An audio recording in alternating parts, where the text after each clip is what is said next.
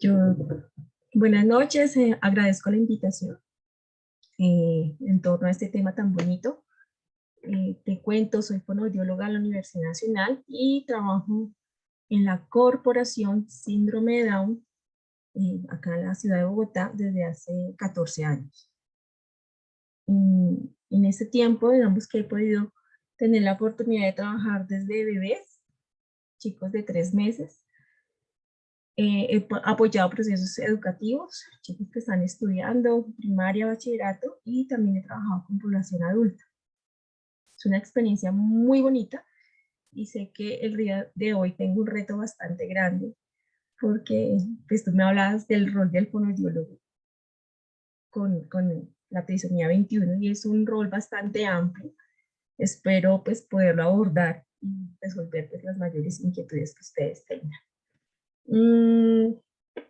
Recalco y me encantó escuchar al doctor Juan Carlos de la importancia de dar una buena noticia y saberla dar, ser empáticos. Eso es muy importante en este momento.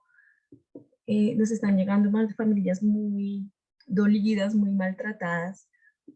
No, no por el hecho de tener un hijo con síndrome de Down, sino por el hecho de la forma en que te dieron la noticia. Y pues se resalta un poco más la parte negativa que la parte positiva. Entonces eso me encantó escucharlo y pues ojalá llegue a mucha audiencia. Me encantó también escuchar la importancia del enfoque centrado en familia. La familia es clave dentro del proceso comunicativo, dentro de un proceso de rehabilitación. Y tenemos que romper ese paradigma de que lo que nosotros digamos como profesionales es la ley. Realmente la ley y el pilar principal es la familia. Entonces, como resaltar eso de la conferencia del doctor Juan Carlos. Pues como les decía, la comunicación abarca todo, desde la casa, el colegio, el parque, la tienda, los diferentes entornos donde nos desenvolvemos. Y pues obviamente entre mejores habilidades comunicativas tengamos, pues tendremos unas mejores calidades, o tendremos, perdón, una mejor calidad de vida. Eso es importante resaltar. Como fonoaudiólogos tenemos un reto grande y es entender la comunicación como un todo y pues obviamente al trabajar con esta población es importante pues entender sus particularidades. Entender que la comunicación nos va a dar la posibilidad de relacionarnos con el otro. Muchas veces pensamos que es algo muy natural del ser humano, y sí, pero también hay que enseñar ciertas cositas. La comunicación nos permite pues, expresarnos, manifestar nuestros deseos, nuestras emociones, pedir, dar información, saber cómo comportarnos en un entorno, cuáles son las reglas de un juego, poder contar nuestras experiencias, qué mis deseos, qué quiero, qué aventuras tuve, cómo me fueron en mis vacaciones, quién es mi familia, quién soy yo. Y pues toda esa posibilidad de saber quién soy yo, de relacionarme con el otro, obviamente es base del proceso comunicativo y ahí entra el fonoaudiólogo en todo momento. Como les decía, pues tenemos unas particularidades y sí es importante tenerlo en cuenta. Acá hay algo general, pero también quiero ampliarlo a cada edad de desarrollo. Como les decía, nos están llegando familias con chicos muy pequeñitos, donde esas experiencias clínicas nos han sido positivas y obviamente esa conexión con su hijo se dificulta. Y si esa conexión se dificulta, pues comunicarme con él, entenderlo, mirarlo, va a ser un poco más difícil o un poco más demorado. Y obviamente nos llegan chicos de 6, 7 meses, 8 meses que están empezando su alimentación complementaria, donde también hay un temor muy grande alrededor de la alimentación. Entonces, cuando yo aprendo a conectarme, cuando yo aprendo a ver a mi hijo, entiendo su comunicación no verbal y también entiendo que su comunicación verbal es el pilar, es la base de nuestros chicos. generalmente si hay un desfase entre esa parte comunicativa verbal-oral frente a sus habilidades no verbales. Entonces ahí es cuando tenemos que observar mucho a nuestros hijos y entenderlo, hacernos entender. Nosotros en corporación trabajamos mucho esa parte de los gestos, de las señas naturales, de las señas un poquito más estructuradas, para podernos entender. Y eso es clave dentro del proceso. Y las familias, obviamente, y los profesionales deben entender eso. Los primeros años de vida ningún bebé habla. Entonces, se comunican. Tenemos que ver esa diferencia. Y esa comunicación es la que tenemos que abordar con nuestros chicos. Generalmente los chicos con síndrome de Down aprenden el vocabulario de una forma un poco más lenta, necesitan un poco más de experiencias para el aprendizaje, experiencias estructuradas y muy naturales. Las rutinas diarias nos dan esa posibilidad de aprender el nombre de las cosas, para qué se usan, cómo lo puedo hacer, cómo puedo pedir ayuda y demás. La gramática sí es una gran parte que se debe trabajar, es un poco más lenta, tienden a tener habla telegráfica, entonces digamos que sí es necesario enseñarlo, pero pues se enseñó con chicos un poco más grandes. Y algo importante, como les decía, es esa parte de producción de habla, que es una necesidad importante. Los padres tienen mucho temor y les inquieta mucho pues esa parte de habla. ¿Cuándo va a hablar mi hijo? ¿Va a hablar? Cuando hable sí se le va a entender. Entonces sí es importante el trabajo en conjunto entre la familia y el fonoaudiólogo para facilitar esta parte y que realmente, obviamente, nuestros chicos tengan una habla inteligible, una habla clara, una habla funcional y obviamente una habla que me abra pues todas esas posibilidades de relacionarlo con el otro. Importante acá, como les decía, y como decía el doctor Juan Carlos, tenemos que tener presente que algunos chicos pueden tener pérdidas auditivas, pueden tener algunas dificultades auditivas, y eso obviamente nos va a impactar el habla. Entonces sí es importante hacer seguimientos, evaluaciones periódicas, estar como muy pendiente de ese desarrollo auditivo, pues para tomar las medidas preventivas necesarias en ese momento.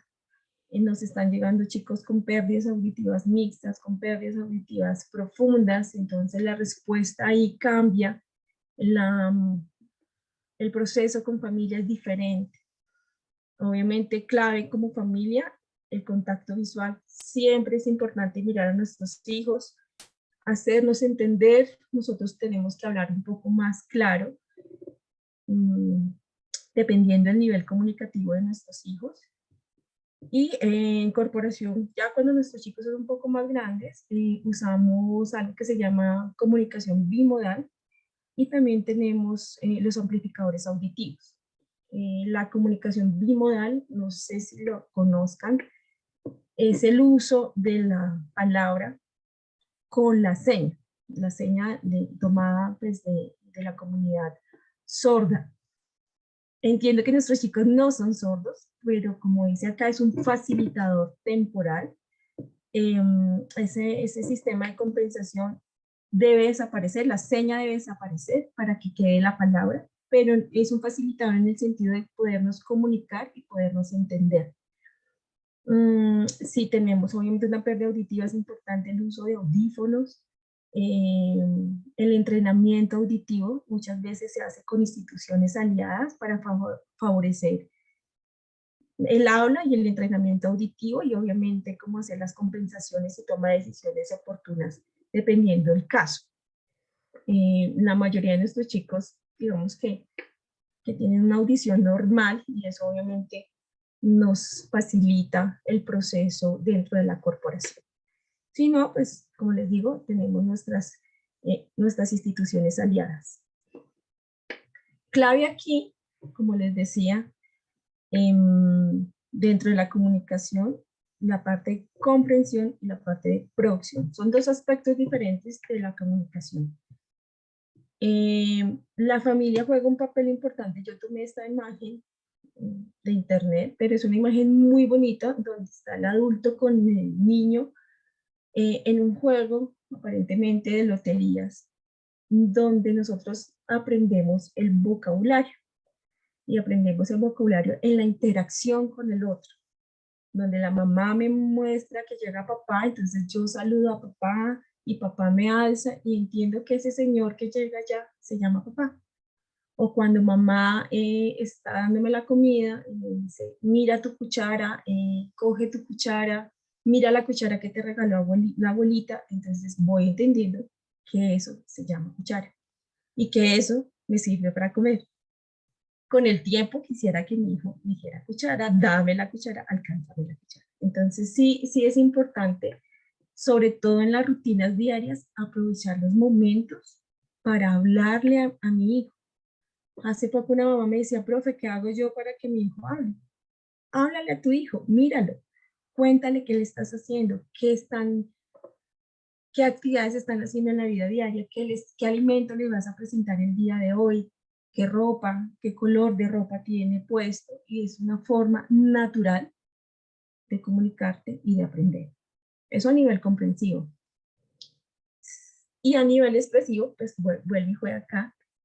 Tenemos que tener en cuenta que nuestros chicos tienen unas características anatómicas importantes, un paladar alto, una lengua, unos músculos un poco más hipotónicos. A veces se presenta una respiración oral que nos afecta el proceso como tal, es una respiración oral que genera más problemas respiratorios, más gripitas, más infecciones. Entonces, eso hace que mi hijo, al momento de hablar, sea un poco menos preciso. Esa articulación no es tan clara y pues obviamente yo no le voy a entender tan fácilmente. Si se presentan este tipo de características, también hay que tomar medidas médicas, hay que acudir al otorrino o con los especialistas que nos ayuden pues a toda esa parte médica de control, por qué se está presentando esta respiración oral, qué es lo mejor, cuál es el mejor tratamiento. Algunos chicos son operados, otros chicos necesitan mayor intensidad en ejercicios de miofuncional, bueno, depende del caso. Pero mientras este proceso se da, como les decía, tenemos que entendernos. Y es cuando usamos el sistema de comunicación bimodal o los amplificadores. Realmente la mayoría de nuestros chicos son candidatos a habla. La mayoría sí desarrollan habla, la mayoría sí desarrollan frases y hablan pues con mucha naturalidad.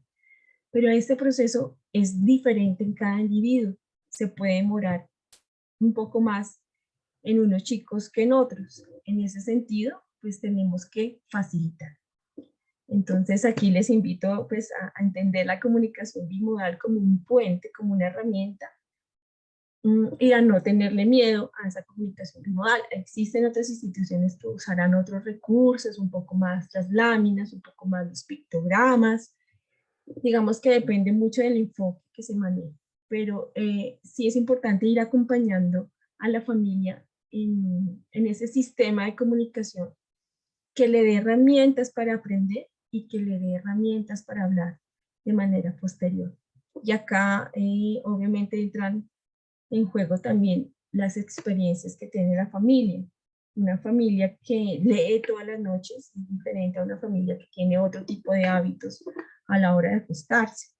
Realmente la lectura nos abre puertas a entender las palabras, a entender las preguntas, quién habla, quién dice, cómo lo puede decir, ampliar mi vocabulario. Entonces, yo generalmente les digo a las familias que la lectura es una inversión a largo plazo, que los resultados no van a ser inmediatos. El chico no va a leer, pero va a entender qué se debe hacer, va a entender que hay un momento en que tú tomas el turno y después lo tomo yo, qué palabras puedo usar, qué verbos puedo utilizar. Y obviamente, pues me va llenando como ese cajoncito de comunicativo que tiene cada chico en su cabecita y va obviamente de manera posterior a utilizar. Y acá resalté algo en mayúscula, que es ¿Qué hago para que mi hijo hable? Pues hablar y cantar. Realmente hablarle al hijo es importante, pero también cantar. En corporación cantamos mucho, tenemos un repertorio un poco más amplio de canciones donde se juega con los vocales, donde hay canciones que nos ayudan con ciertos sonidos, con ciertas sílabas, que nos ayuda a los ritmos, nos ayuda a entender las entonaciones, donde los juegos de palabras hacen parte del proceso. Y digamos que invitamos a las familias a cantar, a los bebés no les importa si la mamá canta bonito o canta lindo, lo importante es que su mamá lo haga. El papel, como les digo, el papel de la familia es clave dentro de este proceso. Somos el modelo, el primer comunicador. Las canciones también nos dan la posibilidad de imitar gestos, de imitar acciones, y que son esos gestos naturales que también vienen dentro de la comunicación. Mover las manos, aplaudir, alzar las manos, bajarlas, llevarlas atrás, llevarlas adelante, abrazarnos. Entonces, todo ese tipo de gestos, el sí, el no con la cara, muy bien cuando tú levantas el dedito, viene dentro de las canciones, viene dentro de un habla cotidiana, entonces obviamente es una herramienta muy bonita. Algo importante tener en cuenta y recordar que dentro de esas características de la condición, que está esa parte anatómica, como les dije anteriormente, también pues hay una parte del proceso de aprendizaje. Entonces hay que enseñarles cosas que para nosotros son como muy evidentes, a ellos hay que darles el paso a paso. Hay que darles un poco más de información visual que auditiva, generalmente, lo dije en una diapositiva anterior, tienen mayor ganancia en el campo visual que en el campo auditivo. No quiere decir que no se entrene, hay que entrenarlo. Y nuestra memoria a veces falla. Muchas veces las familias me dicen, no, profe, es que ya se le olvidó, él lo hacía, pero ya no lo hace, o decía esta palabra y ya no. ¿Por qué pasa eso? Entonces esa cajita auditiva está abierta, entonces recordar y almacenar la información puede ser un poquito más demorado. Perdón, estoy mirando la hora para no pasarme el tiempo. Entonces sí necesita un poco más de práctica. Los juegos de memoria son importantes irlos trabajando con los chicos. Las canciones pueden ser cierta forma de memorizar las cosas. Y aquí les traje aquí una agenda visual, porque esas agendas visuales me ayudan a entender muchas cosas. Primero, ¿qué se espera de mí? ¿Qué rutina debo hacer? ¿Cuál es el orden de las cosas? Y esas rutinas se pueden manejar en casa. Yo traje aquí un ejemplo de una actividad en casa, pero también se puede manejar en el jardín infantil, en el colegio, en el bachillerato, en la universidad, porque pues sé qué debo hacer, cómo me debo comportar, si necesito ayuda, incluso a quién acudir. Y obviamente facilita que me entienda lo que debe hacer. Digamos que a veces nosotros estamos enseñados a dar mucha información de manera auditiva y para nosotros es evidente. No sé, trae tu chaqueta, nos vamos donde la abuelita, ponte la chaqueta, ahora ponte la sombrilla, está lloviendo, ahora ponte las botas. Y el chico quedó como que, ¿para dónde me voy? ¿Qué tengo que hacer? Es mucha información auditiva. Si yo fracturo o doy la información un poco más pausada o el paso a paso, y me aseguro que me entienda con el contacto visual, poniéndome al nivel del chico, dando unas instrucciones claras o usando incluso una agenda visual en su momento, si aplica para la situación, pues mi chico me va a entender y su memoria pues va a mejorar. Entonces sí es importante a partir de esas características poder dar unas recomendaciones importantes para la familia y para el desempeño del chico en los diferentes entornos. Como les decía, el papel de la familia, ese enfoque centrado en familia. La familia es el principal comunicador. Por eso el enfoque de corporación es mucho a la familia y a la interacción, a la autonomía y a la independencia. Entonces, Mostrarse sensible a los intentos comunicativos del chico no es tan fácil. Hay familias que les cuesta mirar a sus hijos, hay familias que esos tiempos de respuesta, estamos en un entorno donde todo tiene que ser inmediato. Entonces yo quiero respuestas inmediatas, o que te digo una cosa ya y tú la haces ya. Es un poquito más difícil dar ese tiempo de respuesta, sentarme y entender que todo tiene su ritmo y tiene su paso a paso. Importante también dar y crear esas oportunidades. Es diferente el chico que tiene la oportunidad de decir, quiero esto, alcánzame, al chico que levantando un dedito o señalando simplemente la nevera, el papá ya le alcanza el alimento. Ahí no hay una oportunidad realmente comunicativa, simplemente pedir el alimento ya, pero ¿dónde está esa exigencia? ¿Dónde está esa posibilidad de elegir, de mostrar, de ampliar ese lenguaje? En corporación, insisto, es la institución. Sé que hay instituciones que no manejan la comunicación bimodal, pero el uso de esos gestos naturales y estructurados nos facilitan entendernos. Entonces es más fácil comunicarme con mi hijo, la expresión de las emociones se va a facilitar más. Entonces es el niño que no se enoja tan fácil, es el niño que entiende que puede negociar, es la familia que entiende también con su hijo, genera ese vínculo de tiempo, de confianza, de entender al otro. Y digamos que por eso hoy en día hay muchas parejas que explotan fácilmente y como que no nos entendemos fácilmente con el otro. Acá buscamos ese tiempo y esa facilidad de entendernos con el otro. Entonces, nosotros pedimos acá, yo les puse unas letras que dice OEE-I-T,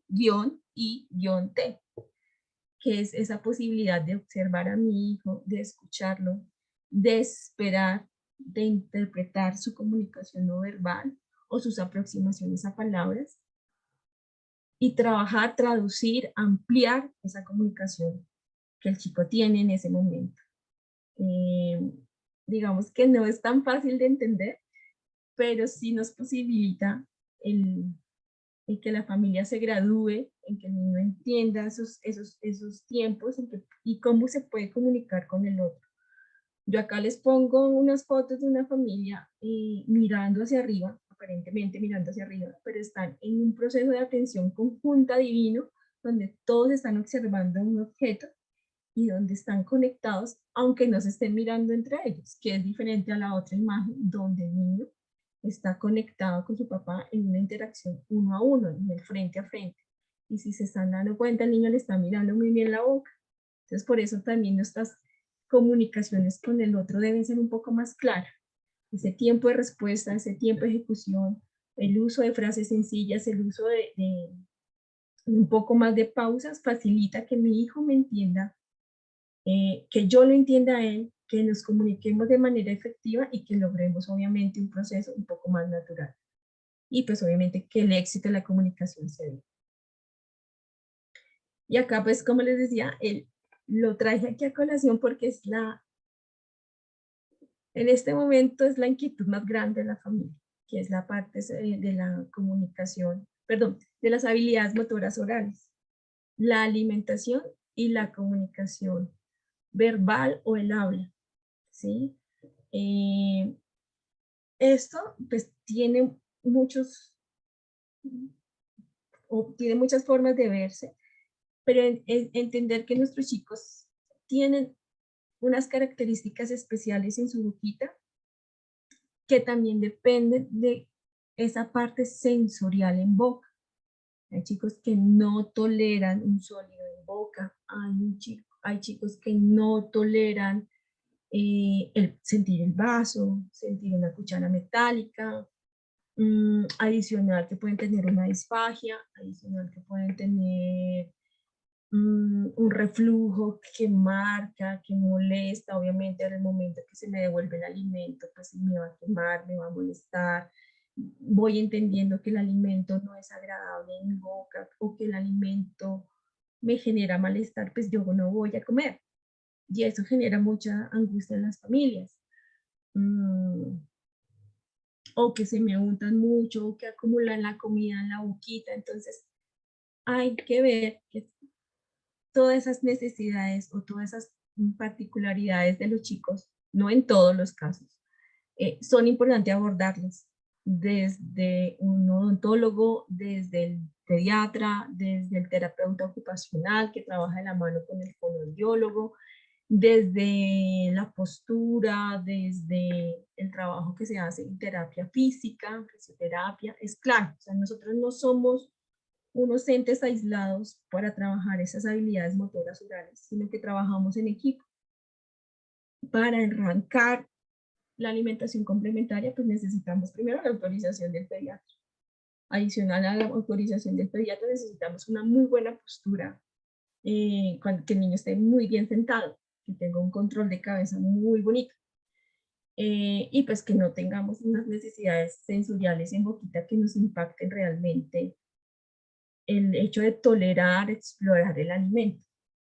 Acá obviamente sí, ya como tal el fonoaudiólogo pues trabaja fuerza, coordinación, que realmente el niño pueda tener unas habilidades para tolerar el alimento en boca, saber cómo manejar ese alimento en boca, eh, procesarlo y pasarlo, que tome bebidas de pitillo, que tome bebidas de vaso y que haga barrido de cuchara. Digamos que uno abarca todo eso, como digo, de manera integral y trabajando en conjunto. Yo no puedo empezar vaso con un chico que no tiene control de cabeza, por ejemplo, o con un bebé de 3 meses, ¿sí? Pero pues esperamos que un chico con la condición de 3, 4 años, pues ya tenga todas esas habilidades y que incluso tenga alimentación de manera independiente, ¿sí? Entonces, eso es importante tenerlo en cuenta. Toda esta parte de motora oral nos va a ayudar, como les decía, a una alimentación ideal y que obviamente tengamos unos patrones adecuados que me van a ayudar también al habla. No necesariamente el pitillo me va a trabajar habla, pero sí me va a ayudar a que haya una retracción de lengua, bueno, más adelante lo podemos tocar, que me ayude a que el chico me hable con mayor claridad o con una mejor articulación, ¿vale? Dentro de la alimentación, igual, seguir revisando esa respiración oral. La respiración oral es muy frecuente y nos va a impactar, como les decía, les he descrito, la alimentación y el habla, entonces sí es importante como tenerlo en cuenta. Y pues eso lo trabajamos con el médico. ¿Qué buscamos? Que nuestros chicos coman con un cierre labial, que pasen al alimento sin sacar la lengüita, que también lo que se espera, tanto a nivel de habilidad motora oral como a nivel social. Entonces sí tenerlo en cuenta. Acá dependiendo la edad de desarrollo, dependiendo las habilidades de chiquito, empezamos con vaso y después se trabaja con pitillo. Y el ideal, pues, es que esa lengüita vaya adentro y obviamente tengamos un patrón motor acorde. Tolerar todas las texturas de alimento es importante, que nuestros chicos coman sólidos, carnosos, fibrosos, que coman coco, que coman zanahoria, que coman fresa, que coman una ciruela que tiene cáscara, un alimento caliente, un alimento frío, también es importante. Que puedan tener una lactancia tranquila, también es importante, también se trabaja esa partecita en corporación. Y lo más importante, la masticación. Tenemos, nos estamos demorando mucho en la presentación de alimentos sólidos. Entonces, obviamente, el proceso masticatorio es un poquito más demorado. Hay que trabajarlo con las familias, pero también se parte mucho de lo que esté en la familia, qué es para ti más importante, con qué alimento te quieres empezar, te sientes seguro de empezar la alimentación, porque nos pueden decir que no, y si no es importante, y si te siguen queriendo llevar espesos a los 2 años, pues también es una realidad que tenemos con nuestras familias. Entonces, el fonoaudiólogo tiene un papel importante dentro de la comunicación, porque la comunicación es todo. Es un tema muy grande dentro del proceso de aprendizaje, habilidades de pensamiento, dentro del proceso de habilidades de juego, dentro del proceso de aprendizaje o dentro de la interacción como tal con el otro, el uso de la comunicación funcional y dentro de la alimentación y el habla. perdón, esa era mi última diapositiva. Y dentro del aula, pues sí desarrollamos estrategias específicas para fomentar el habla. Hay momentos en que trabajamos palabras, loterías específicas con ciertos fonemas, pero realmente el papel de la familia es clave dentro de este proceso, porque la familia está 24/7 que se dice hoy en día con este chiquitín, y es quien obviamente me va a fomentar y me va a ayudar en la realidad del día a día a trabajar todas esas habilidades comunicativas y de alimentación. Sebastián, no sé, he terminado, no sé si tengas alguna Tranqui- pregunta, alguna No, inquietud. tranquila, Diana. Pues primero miremos, pueden escribir sus preguntas de pronto a Diana si hay alguna. Diana, no, muchas gracias. Yo creo que hay que enriquecerse también de, pues, de cada profesional en todo este manejo interdisciplinar. El año pasado tuvimos un neurólogo pediatra pues, invitado, esta vez pues, una fonoaudióloga, además de familia de paciente. Entonces, cada vez ir como engranando todas estas especialidades, todos estos profesionales que ayudan pues, en manejo de un paciente con síndrome de Down. Me ha gustado, yo creo que tenemos que hacer mucho más actividades con la corporación. ¿Les parece? Claro Eh, que sí, no sé, nosotros trabajamos con población infantil, en ese momento yo estoy con chicos de un mes de nacidos hasta los 5 años, pero Corporación trabaja también con adultos, entonces, pues como te conté en el principio, pues he trabajado con toda la población, diferentes momentos, es que cada momento de desarrollo del chico es tan diferente en cada familia, pero como que hay unos estándares, y cuando el doctor Juan Carlos hablaba del momento del diagnóstico, el momento de hacer un diagnóstico oportuno, de dar una información oportuna, pues obviamente ahí también está el fonoaudiólogo, hay fonoaudiólogos neonatos, hay fonoaudiólogos que ayudan en lactancia, hay total. fonoaudiólogos que ayudan obviamente en esas primeras 3 meses de vida a nuestras familias, pero pues sí, llegan muy maltratadas, llegan con muchos temores, pero pues el trabajo interdisciplinario es clave dentro del proceso. Me encantó escucharlo. Tenemos mamás de todas las edades también. Cuando él decía la incidencia de la edad, sí tenemos mamitas mayores, pero también tenemos mamás muy jóvenes. Y eso obviamente enriquece el trabajo. Con la corporación, con el mayor gusto, lo que necesiten, pues las puertas están abiertas. Ay, no, muchas gracias.